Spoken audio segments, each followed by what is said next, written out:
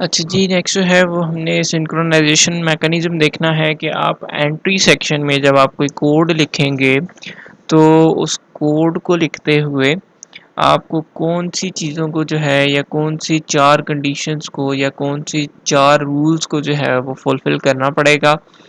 आपकी बुक में जो है वो सिर्फ़ ये 3 रूल्स दिए हुए हैं, लेकिन चौथा भी एक रूल है, उसको भी हम देखेंगे। तो वो रूल्स कौन-कौन से हैं जी? वो रूल्स पहले लिख लेते हैं, मैं आपको बता देता हूँ कि वो कौन से रूल्स हैं। उसके बाद जो है उसको हम वन बाय वन डिस्कस करेंगे। तो सबसे पहला है जी म्यूचुअल एक्सक्लूजन।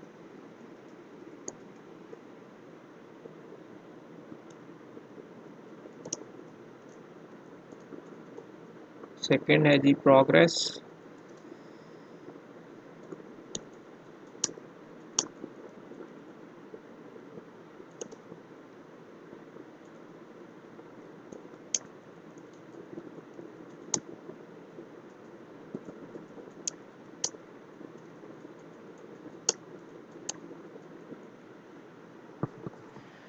तो और फोर्थ है जी no assumption related to hardware और स्पीड।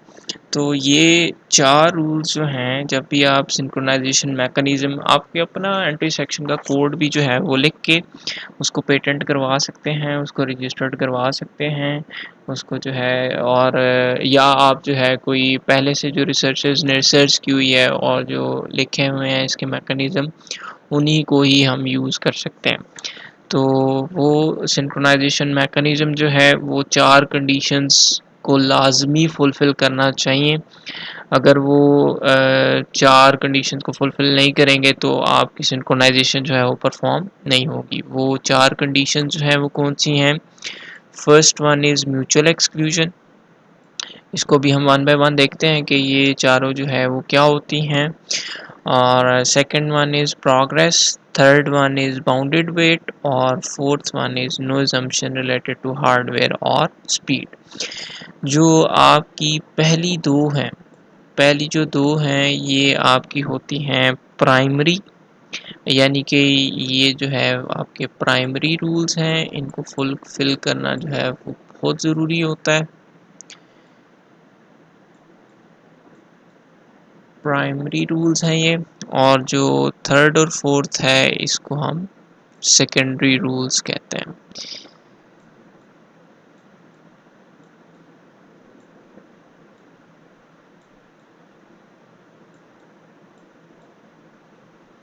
ठीक है जी।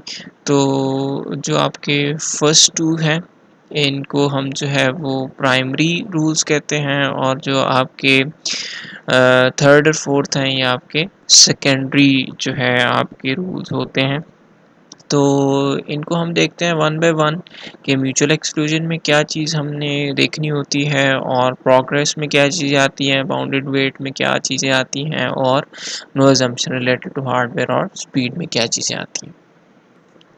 अच्छा जी, सबसे पहले जो है वो म्यूचुअल एक्सक्लूजन को देखते हैं कि म्यूचुअल एक्सक्लूजन में जो है वो आपको क्या चीज़ देखनी पड़ती है और किस चीज़ को माइंड में रखना पड़ता है। लेट सपोज आपके पास जो है दो प्रोसेसेस है P1 और P2।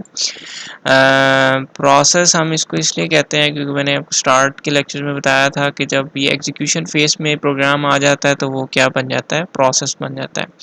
लिखते हैं हम प्रोग्राम ही है, लेकिन जब वो एग्जीक्यूशन फेज में आ जाता है तो इसको हम फिर प्रोसेस कहते हैं। तो लेट सपोज आपके पास दो प्रोसेसेस हैं P1 एंड P2। आपने एंट्री सेक्शन में ऐसा कोड लिखा कि P1 जो है वो पहले चला गया इस क्रिटिकल सेक्शन में जहाँ पे कुछ शेयर्ड है, कुछ रिसोर्सेज शेयर्ड हैं या कुछ कोड जो है वो शेयर्ड है, और P1 जो है वो यहाँ पे क्रिटिकल सेक्शन में आके अपनी जो है वो रनिंग जो है या अपनी एग्जीक्यूशन जो है वो परफॉर्म कर रहा है। अब P2 का एंट्री सेक्शन ऐसा होना चाहिए कि P2 जो है वो इस क्रिटिकल सेक्शन में ना आ पाए। कब तक ना आ पाए? जब तक जो है ये आपका P1 अपनी एग्जीक्यूशन उस क्रिटिकल सेक्शन में कर रहा है।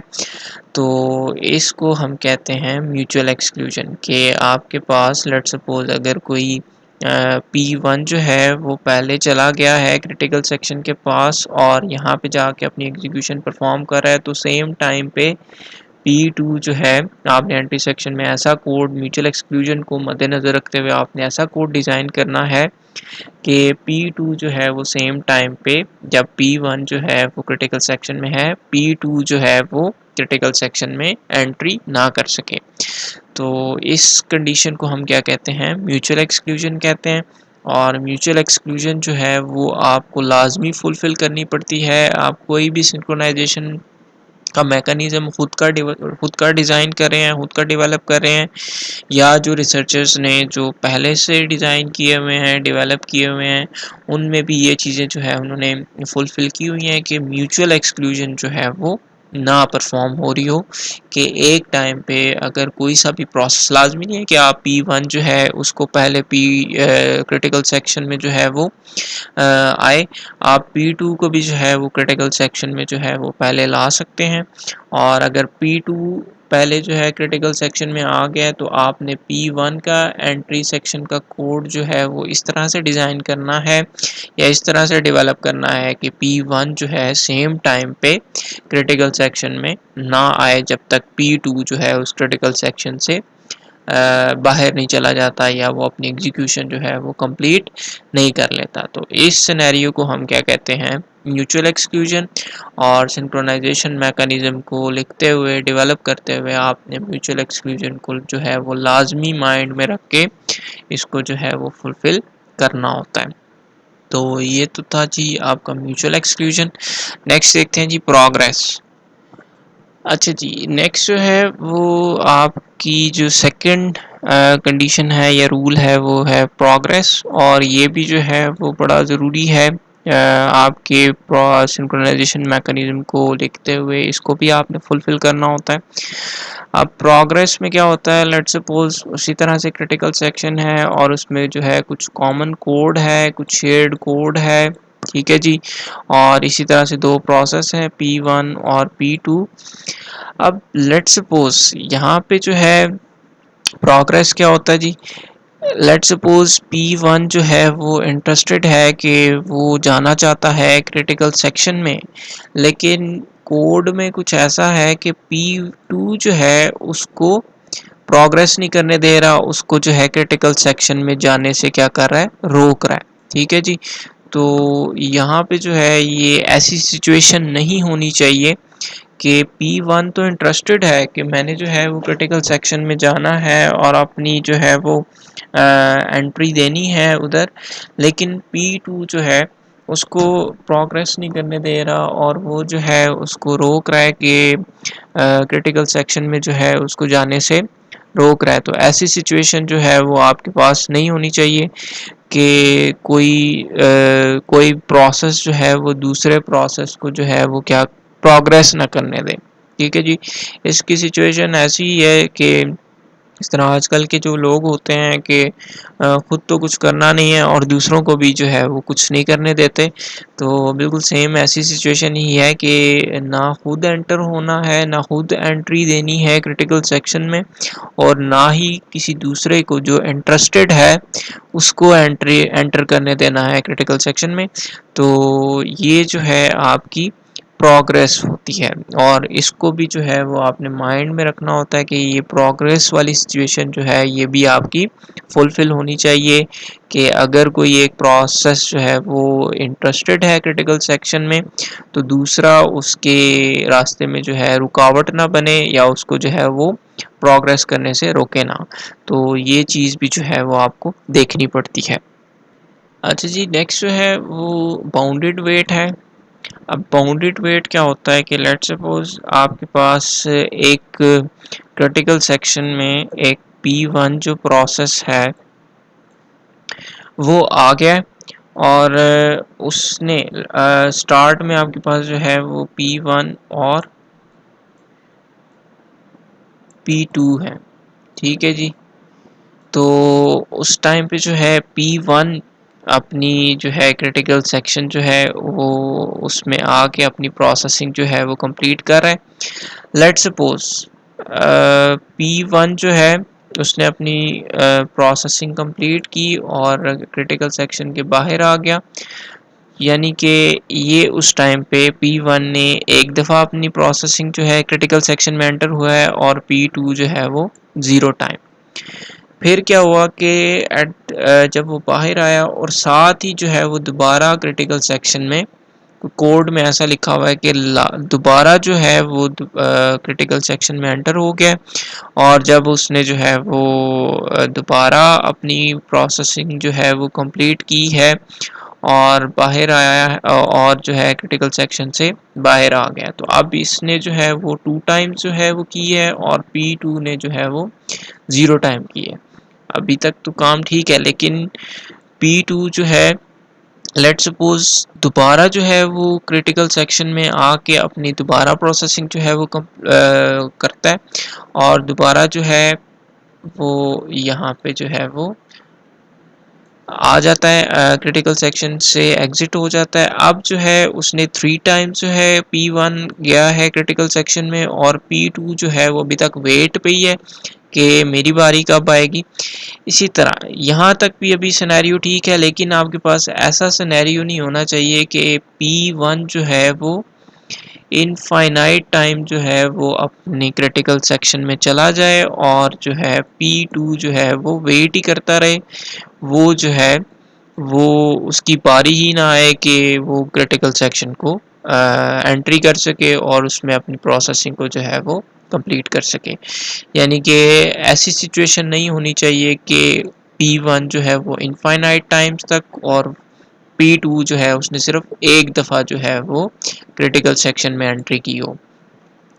यहाँ तक भी ठीक है कि P1 जो है वो 10 टाइम गया है और P2 जो है वो 1 टाइम गया है, यहाँ तक ठीक है, लेकिन ये नहीं होना चाहिए कि इनफाइनाइट टाइम तक बहुत ही देर तक जो है उसको P2 को वेट करना पड़े। P2 को अगर ज़्यादा वेट करना पड़ेगा तो वो स्टारवेशन में चला जाएगा और इस सिचुएशन को हम क्या कहते हैं, बाउंडेड वेट कहते हैं कि किसी एक प्रोसेस को इतना ज़्यादा वेट करना पड़े कि वो जो है स्टारवेशन पे चला जाए। तो ये बाउंडेड वेट भी नहीं होना चाहिए आपके पास जो है वो आपने एंट्री सेक्शन का कोड या अपने सिंक्रोनाइजेशन मैकेनिज्म में इस चीज़ को भी माइंड में रखना पड़ता है कि कोई भी प्रोसेस जो है उसका बाउंडेड वेट जो है वो बहुत ज़्यादा ना हो। अच्छा जी, और जो चौथी जो कंडीशन है या चौथा जो रूल है जो फुलफिल होना चाहिए, ये जो है ये भी आपका प्राइमरी में आता है, सॉरी सेकेंडरी में आता है। ये जो असम्पशन है कि no assumption related to hardware और स्पीड, इसमें क्या होना चाहिए कि आपने जो भी मैकेनिज़्म लिखा है या जो भी आपने डेवलप किया है सिंक्रोनाइजेशन मैकेनिज़्म, वो ये नहीं होना चाहिए कि वो सिर्फ जो है वो 32 बिट ऑपरेटिंग सिस्टम पे वैलिड हो या 32 बिट ऑपरेटिंग सिस्टम पे चले और 64 बिट ऑपरेटिंग सिस्टम पे या जो है वो ना चले। तो ऐसा नहीं होना चाहिए। ये जो भी आपने मैकेनिज़्म डिज़ाइन करना है वो यूनिवर्सल होना चाहिए। वो 32 बिट ऑपरेटिंग सिस्टम के लिए भी यूज़फुल होना चाहिए, वो 64 बिट ऑपरेटिंग सिस्टम के लिए भी जो है वो यूज़फुल होना चाहिए और स्पीड का भी कोई फैक्टर ना हो कि इतने गीगाहर्ट्ज़ जो है, अगर आपका सीपीयू होगा 3.2 गीगाहर्ट्ज़ का होगा या 1.6 गीगाहर्ट्ज़ पे जो है सिर्फ चले, तो ऐसी कोई जो है वो assumptions जो है वो आपके मैकेनिज़्म में नहीं होनी चाहिए।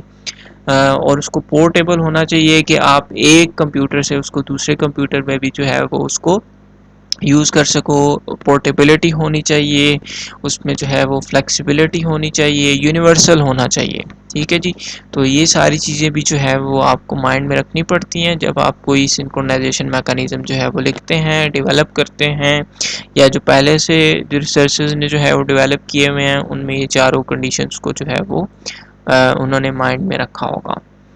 तो ये तो थी जी सिंक्रोनाइजेशन मैकेनिज़्म।